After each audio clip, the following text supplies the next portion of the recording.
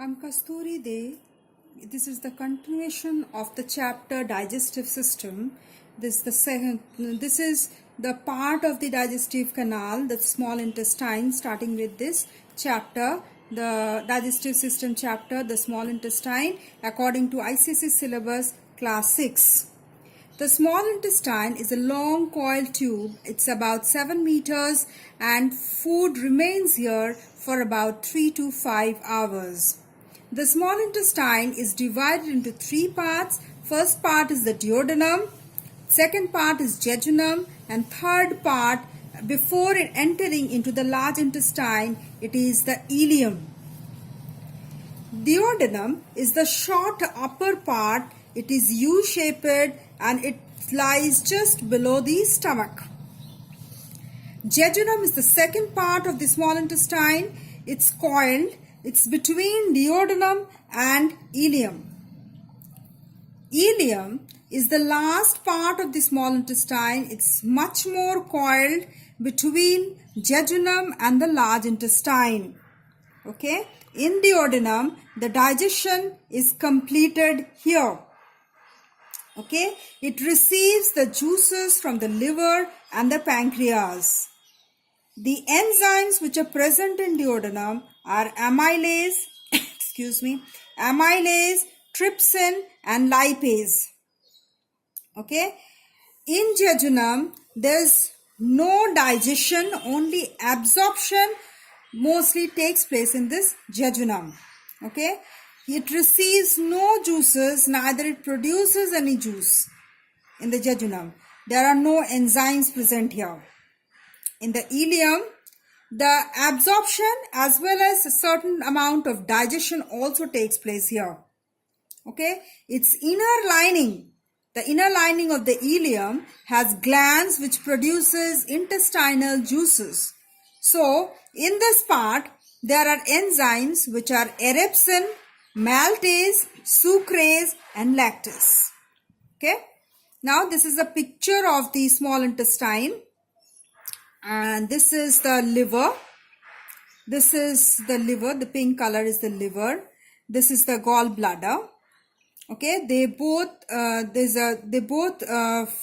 give their juices into the common bile duct, which flows into the duodenum. This is the duodenum. This is the stomach, and this continues as duodenum, the U-shaped part of the small intestine. First part, that is duodenum. Here the bile as well as the pancreatic duct.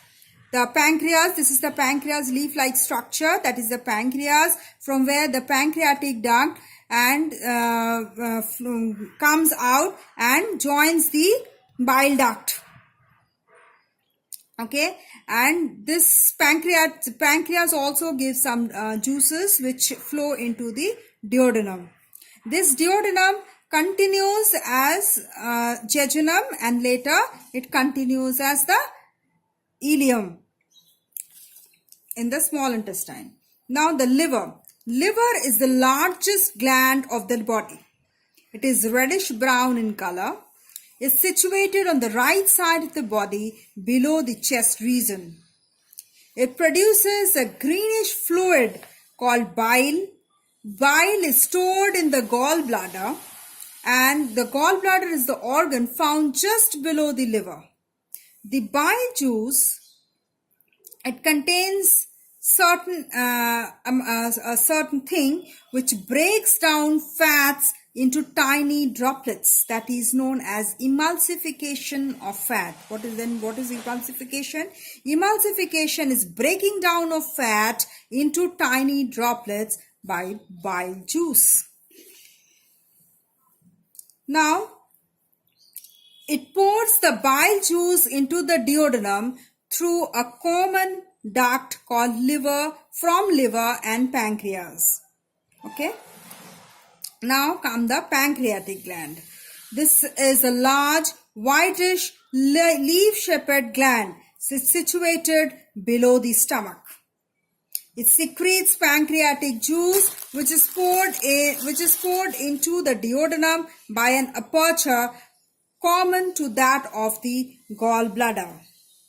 Pancreatic juice contains enzymes, amylase, trypsin, and lipase, which help in the digestion of carbohydrates, proteins, and fats respectively. That is, for amylase, it digests carbohydrates, trypsin digests protein, and lipase digests fat.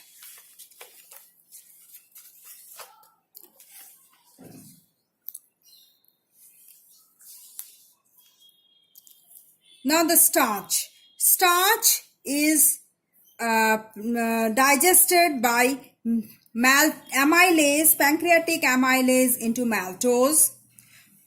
Proteins and peptones present in the small intestine, they are digested by trypsin into peptides. Emulsified fats, they are digested by lipase, converted into fatty acids and glycerol. Now, duodenum, this first part of the small intestine. After the stomach comes the U-shaped upper part of the small intestine. It receives a common duct that brings secretions from both the liver and the pancreas. Here digestion takes place. Jejunum. After duodenum, this is the second part. Here no digestion occurs but absorption occurs to some extent. It is broader than ileum. After jejunum comes this last part, the ileum. It's the last part of the small intestine, the ileum. It is a long, narrow, coiled tube. Its inner lining contains intestinal glands producing intestinal juices.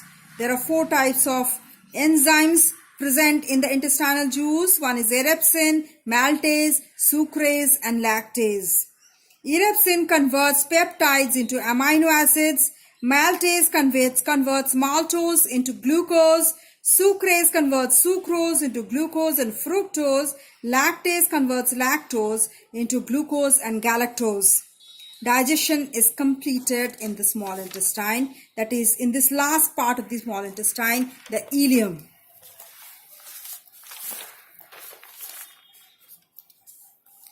Now comes the absorption part of the small intestine. Absorption of the digestive food in the small intestine. The inner lining of the small intestine contains a large number of tiny finger-like projections called villi. That is the singular, it's called villus. These greatly increase the inner surface area for absorption of the digestive food. Each villus has a network of thin and small blood vessels close to its surface.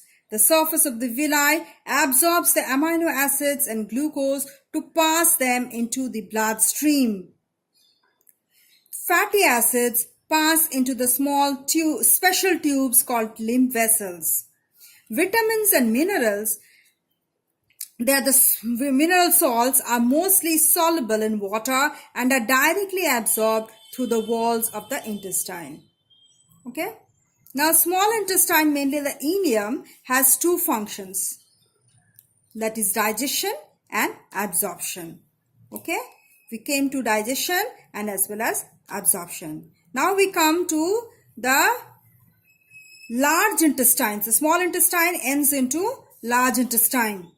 The large intestine is 1.5 meter long and it is divided into 3 parts: cecum, colon, and rectum. Cecum is the first part, colon is the second part, and the rectum is the last part, which is 15 centimeter long.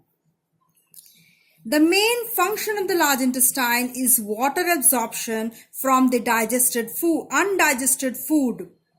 Then the undigested food reaches the rectum as semi-solid waste, that is known as feces. The rectum stores feces, opens outside the body at the anus. Anus has a circular muscle, that is the sphincter, to keep it closed. When the muscles relaxes, the anus opens to eliminate the feces. This elimination of feces is known as egestion. This is the end of large intestine. We come, next part will be the assimilation of the digestive system, assimilation part of the digestive system.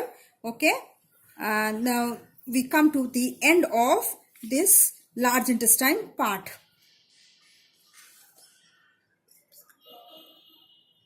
Please do subscribe if you like this video.